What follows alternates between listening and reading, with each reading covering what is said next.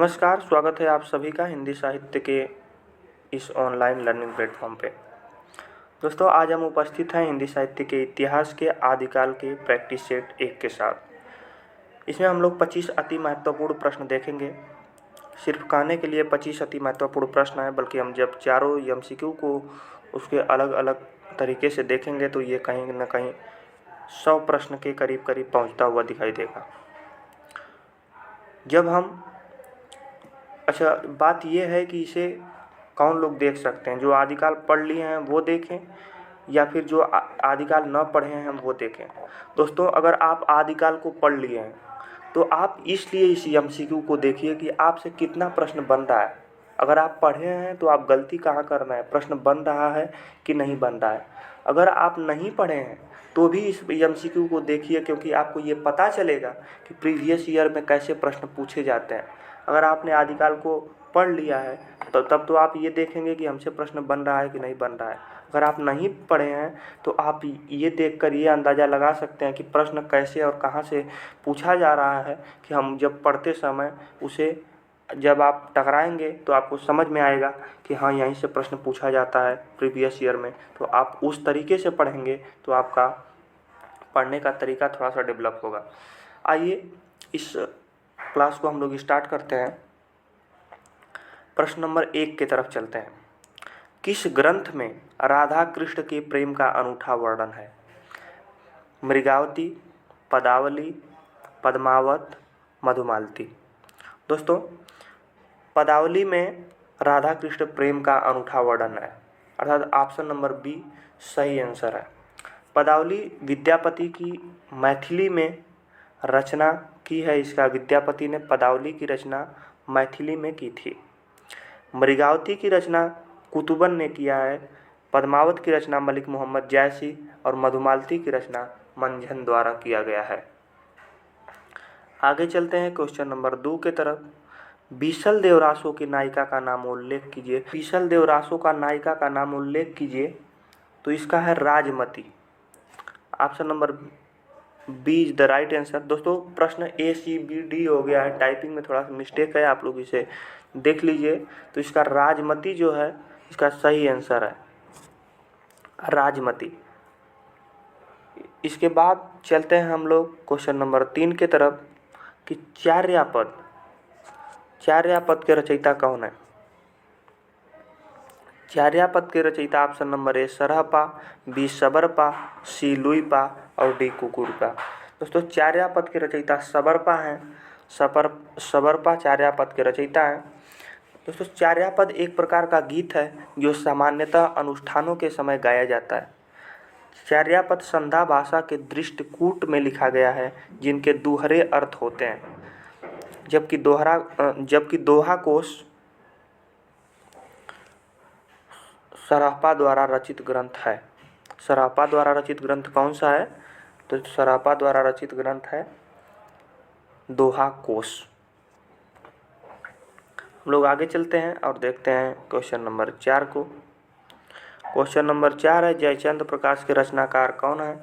तो जयचंद्र प्रकाश के रचनाकार option number A Jagnik, B Shridhar, D भटकेदार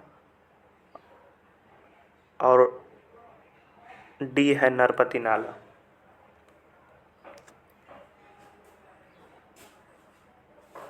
इसका ऑप्शन नंबर सही है बी, जो भट्ट केदार हैं वो जयचंद्र प्रकाश के रचनाकार हैं। दोस्तों, इसमें जगनिक की बात करेंगे तो ये परमाल रासों के रचनाकार जगनिक हैं। श्रीधर की बात करेंगे तो इनका रचनाएं हैं रणमल छंद। इसके बाद नरपति नाल की बात करेंगे तो बीसल देवरासो जो लिखा गया है ये नरपति नाल द्वारा ही लिखा गया है। चलिए आगे चलते हैं क्वेश्चन नंबर 5 की तरफ। सिद्धों और योगियों की रचनाओं के संदर्भ में यह कथन किसका है? उनकी रचनाओं का जीवन की स्वाभाविक सारणियों, अनुभूतियों और दशाओं से कोई संबंध नहीं है। वे सांप्रदायिक शिक्षा मात्र हैं, अतः शुद्ध साहित्य की कोटि में नहीं आ सकती है। ये कथन किसका है ये पूछ रहा है, बताइए। Option number A Ramchandra Shukla, option number B Dhirendra Verma, C doctor Ram Kumar Verma, D doctor Nagendra. इसका जो सही आंसर है रामचंद्र शुक्ल।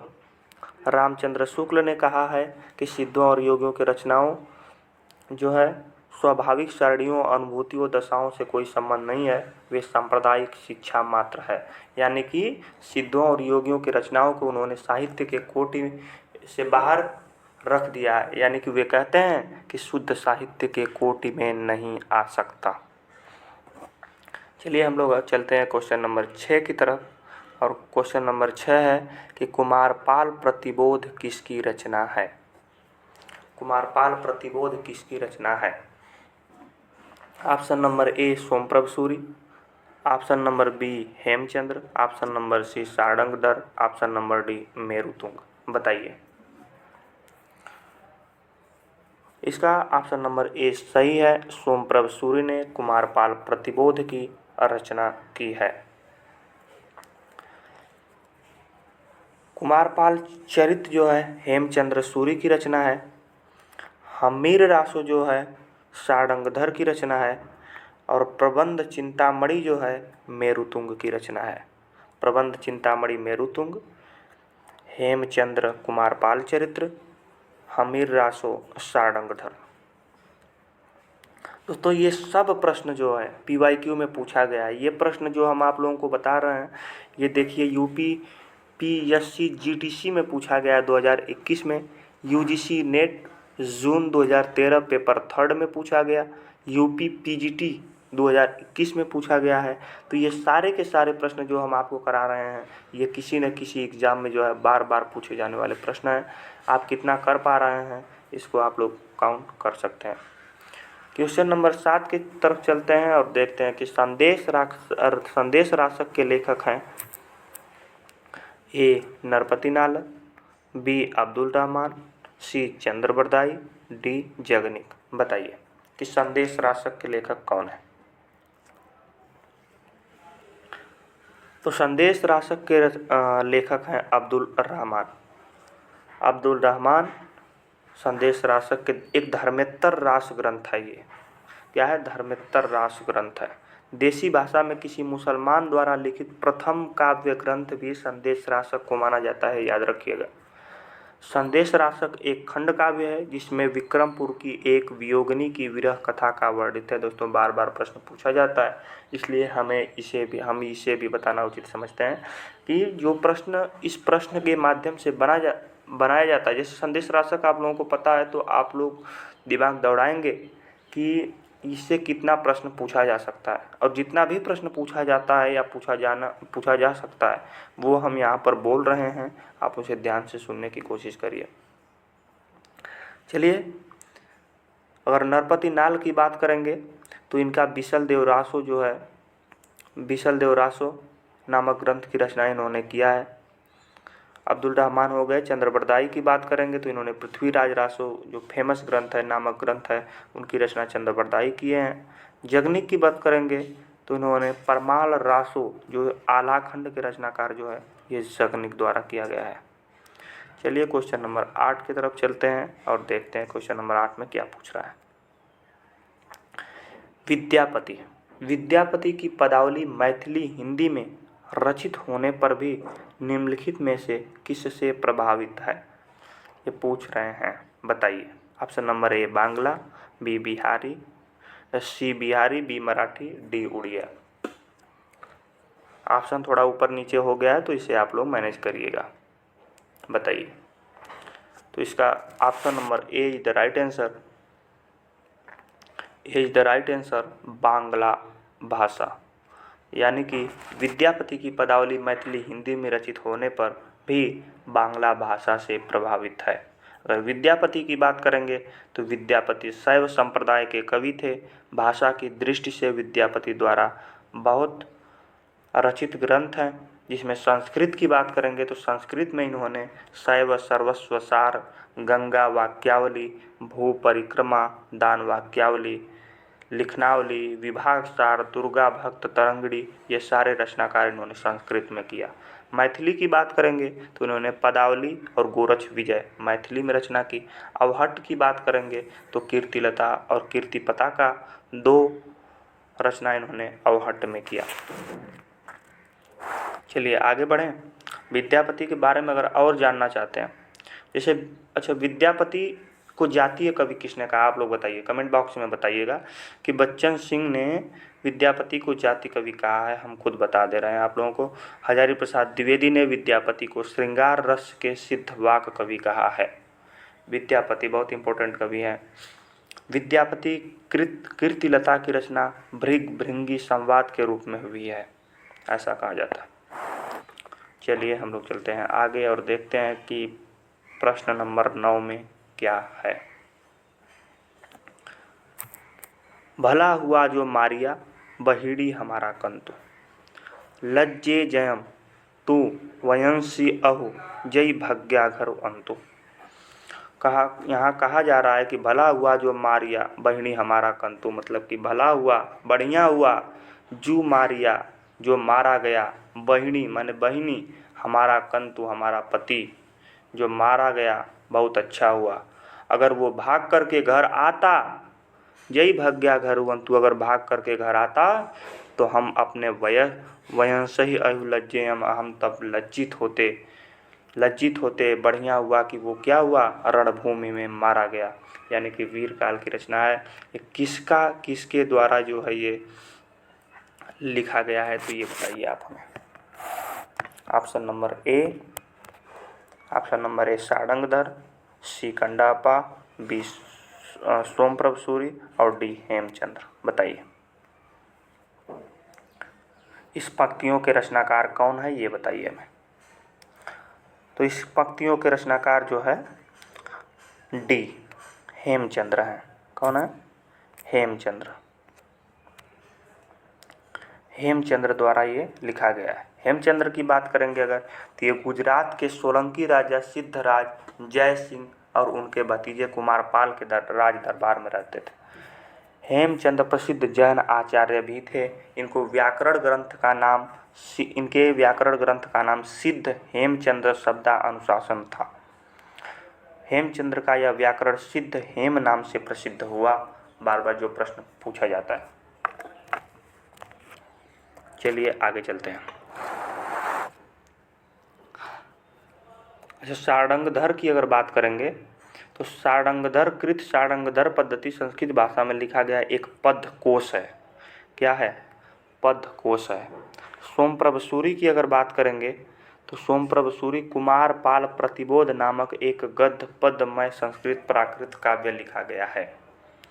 अगर हम कंडहपा की बात करेंगे तो इन्होंने 84 सिद्धों में सर्वश्रेष्ठ विद्वान तथा सबसे बड़े कवि थे। कंडहपा के गुरु का नाम जालंधरपा था। ये बिहार के सोमपुरी नामक स्थान पर रहते थे। चलिए इतना बहुत है। क्वेश्चन नंबर बताइए, बहुत ज़्यादा डिटेलिंग होगा तो आप लोग बता दीजिएगा कि थोड़ा सा हम इसको छोटा रूप में चलें तो एमसीक्यू थोड़ा थोड़ा बता करके आगे बढ़ जाएंगे। जैसा होगा आप लोग बताइएगा कि इसको और डिटेलिंग में करना है, चारों एमसीक्यू की व्याख्या और डिटेलिंग में करना है, या फिर हमें एमसीक्यू बताते हुए चले जाना चाहिए, ये आप लोग बताइएगा। उसके हिसाब से हम अगला वीडियो जब लेकर पार्ट 2 आएंगे, प्रैक्टिस सेट 2, तो उसमें हम उस हिसाब से काम करेंगे। क्वेश्चन नंबर 10 की तरफ चलते हैं। तो आदिकाल के चारणकाल इनमें से किस साहित्य इतिहास के लेखक ने कहा है? आदिकाल को चारणकाल बताइए। शिव सिंह सेंगर, राम कुमार वर्मा, बी मिश्र बंधु, डी मोहन अवस्थी। बताइए चारणकाल पूछ रहा है, आदिकाल को चारणकाल किसने कहा? ऑप्शन नंबर बताइए कौन सही है। Option number C is the right answer, Ram Kumar Verma. Ram Kumar Verma ने आदिकाल को चारणकाल कहा है। कैसे याद रखेंगे? तो याद रखने के लिए देखिए, राम है, कुमार वर्मा छोड़ दीजिए, राम को पकड़िए। राम का हम क्या करते हैं? सीधी सी बात है सर, पूजा करते हैं। तो पूजा किसका करते हैं? राम का करते हैं। पूजा करते समय क्या करते हैं? हम चरण स्पर्श करते हैं। क्या करते हैं? चरण स्पर्श करते हैं। तो बताइए चरण को, क्या चरण को चारण से जोड़ सकते हैं? जी सर बिल्कुल जोड़ सकते हैं। जब चारण को जोड़ लेंगे तो राम, अगर राम कुमार वर्मा की बात आएगा तो चारण काल। बताइए भूलेंगे कभी कि चारण को चरण से जोड़ लिए और राम आ गए तो राम कुमार वर्मा, यानी राम का चरण स्पर्श करना है हमें, राम कुमार वर्मा आ गए, चारण काल हो गया। देखिए जब हम डिटेलिंग में इसका थ्योरी क्लास पढ़ेंगे तो उसमें हम जब डिटेलिंग में पढ़ेंगे तो हमें याद हो जाएगा चीज़ें। जब यहाँ MCQ यदि नहीं याद है तो इस ट्रिक से आप लोग जो है इसको याद कर सकते हैं। आरंभिक काल मिश्र बंधु ने कहा था, आदिकाल को आरंभिक काल किसने कहा? मिश्र बंधु ने। देखिए हम साथ में अगर आपको याद कराने की बात हो, जैसे मिश्र बंधु, आरंभिक काल, आरंभ में यदि आपके घर कुछ होता है तो आरंभ में कौन आएगा? सर आरंभ में तो हमारे भाई बंधु आएंगे। आरंभ में कौन आएंगे? सर भाई बंधु आएंगे। तो मिश्र बंधु, मिश्र बंधु आरंभिक काल, आरंभ में कौन आएगा? बंधु आएंगे। तो आरंभिक काल मिश्र बंधु, आदिकाल को आरंभिक काल किसने कहा? मिश्र बंधु ने कहा। याद हुआ। बीज वपन काल महावीर प्रसाद द्विवेदी। वीर गाथा काल आचार्य रामचंद्र शुक्ल। आदिकाल किसने कहा? आदिकाल को हजारी प्रसाद द्विवेदी ने। सिद्ध सामंत काल किसने कहा? तो राहुल सांकृत्यायन ने। ये रहा आपका नाम और कौन क्या कहा है आदिकाल को, ये हमने आपको बता दिया। चलिए आगे की तरफ बढ़ते हैं, क्वेश्चन नंबर 11 को देखते हैं। अमीर खुसरो हिंदी साहित्य के किस काल से संबंधित हैं? आधुनिक काल, रीतिकाल, आदिकाल और भक्तिकाल। इसमें सोचने की बात है ही नहीं। अमीर खुसरो आदिकाल के संबंधित कवि हैं। अगर अमीर खुसरो के टाइमिंग की बात करेंगे तो 1253 से 1325 इनका समय है, जो कि आदिकाल के समय ही आता है। अगर हम अमीर खुसरो के वास्तविक नाम की अगर बात करेंगे तो अबुल हसन इनका वास्तविक नाम था। ये निजामुद्दीन औलिया के शिष्य थे। अमीर खुसरो को खड़ी बोली हिंदी का आदि कवि कहा जाता है। खुसरो ने दिल्ली के सिंहासन पर 11 राजाओं का आरोहण देखा था। प्रश्न बार बार पूछा जाता है। ईश्वरी प्रसाद ने अमीर खुसरो को महाकवि या कवियों में राजकुमार की संज्ञा दी थी। ठीक है। अगर अमीर खुसरो के ग्रंथ की रचना करेंगे तो इनके 100 बताई गई हैं, लेकिन अगर प्रमुख की बात करेंगे तो खालिकबारी, पहेलियाँ, मुकरियाँ, दो सुखने, गज़ल आदि इनके जो है रचित ग्रंथ हैं। चलिए आगे चलते हैं क्वेश्चन नंबर 12 की तरफ। दान वाक्यावली के रचनाकार कौन है? बताइए। Daan Vakyavali, option number A Vidyapati, B Bhushan, C Jaydev, D Padmakar. बताइए को इसमें से दान वाक्यावली के रचनाकार कौन है?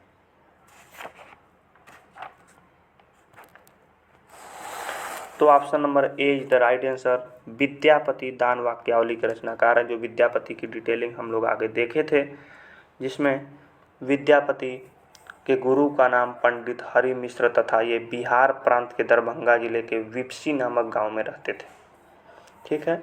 विद्यापति द्वारा रचित दान वाक्यावली एक संस्कृत ग्रंथ है, जिसमें इन्होंने राजा शिव सिंह की वीरता एवं उदारता का चित्रण किया था। चलिए आगे चलते हैं। जो हमने बता दिया है पीछे कि बच्चन सिंह ने विद्यापति को जातीय कवि कहा था। क्वेश्चन नंबर 13 की तरफ चलते हैं। क्वेश्चन नंबर 13 है कि विद्यापति को कृष्ण भक्त की परंपरा में न समझना चाहिए, यह इनमें से किसका कथन है? हजारी प्रसाद द्विवेदी, रामचंद्र शुक्ल, राम कुमार वर्मा, डी बच्चन सिंह। बताइए।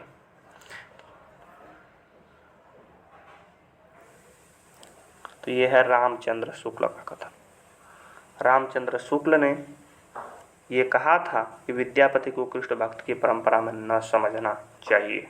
आचार्य शुक्ल ने विद्यापति के बारे में एक कोटेशन कहा है जो बार बार पूछा जाता है, और ये कोटेशन दे दिया जाता है और ये पूछ लिया जाता है कि ये किनके बारे में कौन कहा था। या ये है कि आचार्य शुक्ल कहते हैं कि आध्यात्मिक रंग के चश्मे आजकल बहुत सस्ते हो गए हैं, उन्हें चढ़ाकर जैसे कुछ लोगों ने गीत गोविंद को आध्यात्मिक संकेत बताया है, वैसे ही विद्यापति के इन पदों को भी। दोस्तों, अब आगे से जब हम प्रश्न लेकर के आएंगे तो उसमें जो भी ये हम बोल कर बता रहे हैं, ये आपको लिखा हुआ, ये कोशिश करेंगे कि ये आपको लिखा हुआ मिल जाए, कि जब आप लिखा हुआ रहेगा और हम जब पढ़ेंगे तो आपको ये डिटेलिंग से याद होता जाएगा। चलिए आगे के प्रश्न की तरफ बढ़ते हैं और क्वेश्चन नंबर 14 की तरफ चलते हैं। क्वेश्चन नंबर 14 है कि आदिकाल के अंतर्गत सरहपा, लुइपा आदि कवि किस साहित्य से संबंधित हैं? रासो साहित्य, जैन साहित्य, सिद्ध साहित्य और लौकिक साहित्य। बताइए बताइए। तो ये है option number C is the right answer, सिद्ध साहित्य। आदिकाल के सरापा जो हैं, लुइपा हैं, ये लोग सिद्ध साहित्य के कोटि में आते हैं। यानी कि सरापा प्रथम सिद्ध कवि थे, ऐसा राहुल सांकृत्यायन ने इन्हें हिंदी के प्रथम कवि भी माना है। राहुल सांकृत्यायन ने इन्हें हिंदी के प्रथम कवि भी माना है। सरापा प्रथम सिद्ध कवि थे। ठीक है, क्वेश्चन नंबर 15 की तरफ चलते हैं। क्वेश्चन नंबर 15 है कि निम्नलिखित काव्यधारा में से कौन सी काव्यधारा भक्ति काल के अंतर्गत नहीं आती है? ध्यान दीजिएगा, नहीं आती है। बताइए। राम भक्ति काव्यधारा, ज्ञानाश्रयी काव्यधारा, रासो काव्यधारा, कृष्ण काव्यधारा। तो आप कहेंगे कि सर भक्ति काल के काव्यधारा की बात करेंगे तो सर निर्गुण, सगुण भक्ति काल में हो गया, कृष्ण भक्ति धारा, राम भक्ति धारा, ये तो हो गया। ये 4 हैं, निर्गुण, सगुण, सगुण में राम भक्ति, कृष्ण भक्ति शाखा, तो इस तरह से है। तो सर इसमें रासो काव्यधारा है क्वेश्चन नंबर बी, जो कि भक्ति काल के अंतर्गत नहीं आएगा। राम भक्ति काव्यधारा तो है ही, ज्ञानाश्रयी काव्यधारा है, कृष्ण भक्ति काव्यधारा है। यानी कि जब निर्गुण भक्ति शाखा की बात करेंगे तो ये 2 पार्ट में बटा हुआ है, जो ज्ञानाश्रयी शाखा, प्रेमाश्रयी शाखा। जब हम सगुण भक्ति शाखा की बात करेंगे तो ये 2 में बटा है, राम भक्ति काव्यधारा, कृष्ण भक्ति काव्यधारा। तो इसमें रासो काव्यधारा का कहीं नाम उल्लेख नहीं है, इसलिए रासो काव्यधारा बी ऑप्शन नंबर राइट हो जाएगा।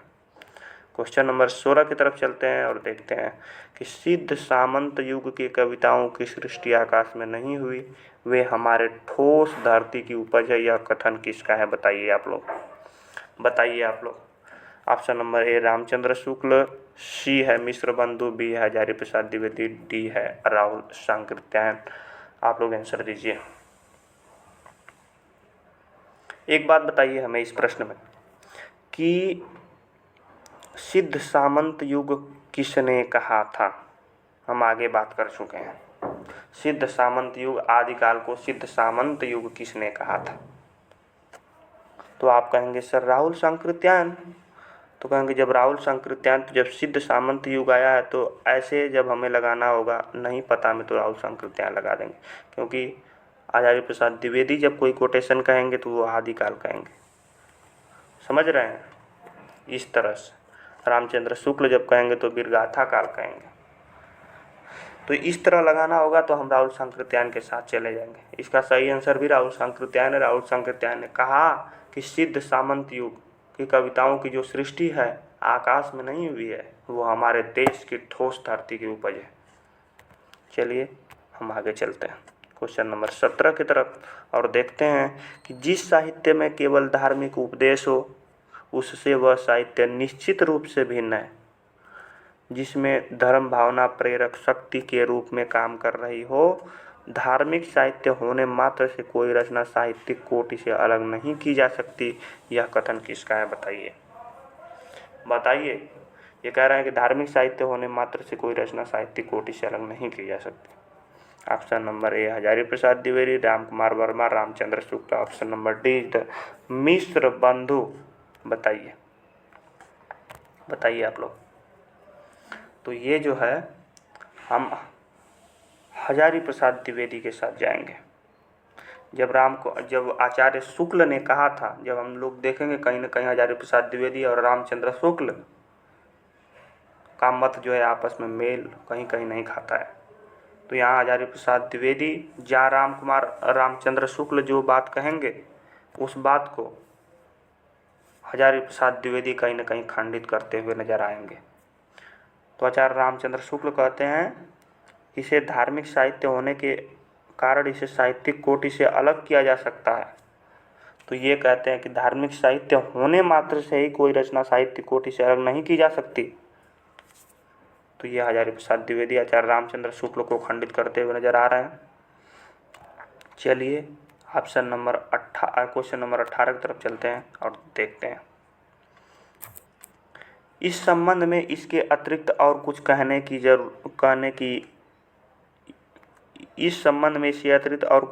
की जगह नहीं कि यह पूरा ग्रंथ वास्तव में जाली है। पृथ्वीराज रासो की स्थापना किसकी है बताइए। Option number A Ramchandra Shukla, doctor Buhler, Kaviraj Shyamal Das, Gauri Shankar, Hirachand Jha. बताइए। तो ये कोटेशन है रामचंद्र शुक्ल का। रामचंद्र शुक्ल ने कहा कि पृथ्वीराज रासो पूरा ग्रंथ वास्तव में जाली है। चलिए चलते हैं क्वेश्चन नंबर 19 के तरफ और देखते हैं। इस ग्रंथ में श्रृंगार की ही प्रधानता है, वीर रस तो किंचित आभास मात्र है। रामचंद्र शुक्ल की यह मान्यता किस ग्रंथ के संदर्भ में है बताइए। Option number A Prithviraj Raso, B Kumar Raso, C Bisal Dev Raso, D Vijaypal Raso. बताइए। ये है बिसल देव रासो। चलिए हम लोग चलते हैं क्वेश्चन नंबर 20 की तरफ। क्वेश्चन नंबर 20 के तरफ हम लोग चलते हैं और देखते हैं। क्वेश्चन नंबर 20, इस ग्रंथ में श्रृंगार की ही प्रधानता है। दोस्तों ये प्रश्न रिपीटेड लग रहा है, टाइपिंग मिस्टेक है। तो हम लोग चलते हैं क्वेश्चन नंबर 21 के तरफ। वे सांप्रदायिक शिक्षा मात्र है, अतः शुद्ध साहित्य के कोटि में नहीं आ सकती। सिद्धों, नाथों, योगियों की रचनाओं के विषयक में यह कथन किसका है बताइए। ये है रामचंद्र शुक्ल का। चलिए क्वेश्चन नंबर 22 की तरफ चलते हैं। इतिहासकारों द्वारा मान्य हिंदी के प्रथम कवि को सुसंगत कीजिए। बताइए प्रथम कवि कौन किनको माने हैं ऐसा बताइए। अ है शिव सिंह सेंगर, कहाँ जाएंगे। राम कुमार वर्मा, राहुल सांकृत्यायन किसको माने, गणपति चंद्र किसको माने हैं बताइए। दोस्तों जब शिव सिंह सेंगर की बात होगी तो हम लोग इनको लेकर चले जाएंगे पुष्य दंत के यहाँ। राम कुमार वर्मा स्वयंभू को मानते हैं प्रथम कवि। राहुल सांकृत्यायन की बात करेंगे तो ये सरहपा को मानते हैं। गणपति चंद्रगुप्त की बात करेंगे तो ये शालिभद्र सूरी को मानते हैं। यानी कि अगर हम एक अ फोर में यानी कि अ का फोर तो इसमें है अ का फोर ये हो गया। तो यानी ए या डी सही हो सकता है। उसके बाद राम कुमार वर्मा ब का फर्स्ट यानी option number D is the right answer. इसके साथ हम लोग जाएंगे यानी ठीक है। Question number D is the right answer. Question number 23 की तरफ चलते हैं और देख इसमें कह रहा है कि कौन सुमेलित नहीं है। ध्यान दीजिएगा इसमें से 3 सुमेलित होगा और 1 सुमेलित नहीं है और जो सुमेलित नहीं है उसी को आपको बताना है। बताइए। दोस्तों रेवंत गिरिरास जिन्न धर्म सूरी की रचना नहीं है, बल्कि रेवंत गिरिरास विजय सेन सूरी की रचना है। विजय सेन सूरी की रचना है। विजय सेन सूरी ठीक है। चलिए हम लोग चलेंगे क्वेश्चन नंबर 24 के तरफ।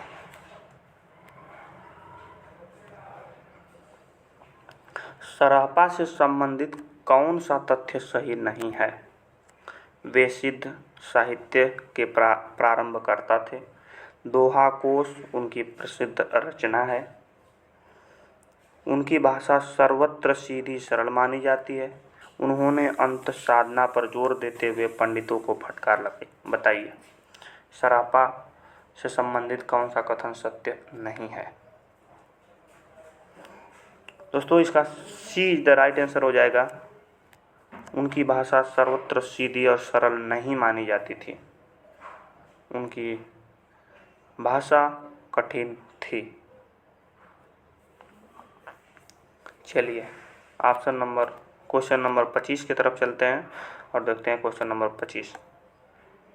शंकराचार्य के बाद इतना प्रभावशाली और इतना महामान्वित महापुरुष भारतवर्ष में दूसरा नहीं हुआ। हजारी प्रसाद द्विवेदी की यह उक्ति किसके विषय में है?